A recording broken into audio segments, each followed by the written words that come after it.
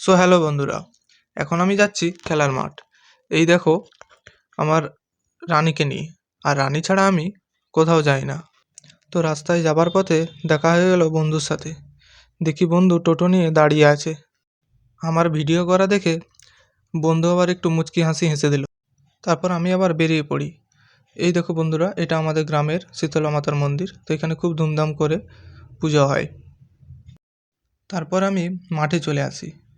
মাঠে এসে দেখি বন্ধুরা ক্রিকেট খেলা বাদ দিয়ে এইসব ছোটদের খেলা খেলছে। আর ওই ধারে দেখো ছোট ছোট ভাইয়েরা সব ফুটবল খেলছে ওখানে। এই দেখো বন্ধু আবার ছোটদের কাছে টায়ার নিয়ে টায়ার চালাতে শুরু করে দিয়েছে। তারপর আবার ওখানে গিয়ে দেখি শান্তনুদা শুয়ে আছে, শুয়ে শুয়ে রেস্ট নিচ্ছে। শান্তনুদা আর বন্ধু মিলে কী সব করছে, আবার আমাকে দেখে উঠে পড়লো। খেলা না শুরু হওয়ায় শান্তনুদা আর বন্ধু মিলে এইসব করছে। তারপর মাঠে উপস্থিত হয় রাজুদা। রাজুদার মুখের ঢাকা খোলার চেষ্টা করলাম, কিন্তু পারলাম না। তার কিছুক্ষণ পর মাঠে খেলা শুরু হয়ে যায়। শান্তনুদা 2টি বল খেলার পর আউট হয়ে যায়। তারপর দেখি বাচ্চাবাটি আবার এসব টানাটানি খেলা শুরু করে দিয়েছে। আমাকে দেখে তারা আবার খুশিতে বেশি করে ছুটতে থাকে।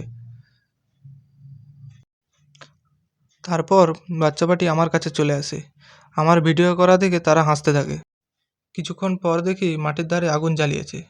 সবাই সেখানে আছে, সেই জন্য আমিও চলে যাই সেখানে আগুন শেখার জন্য।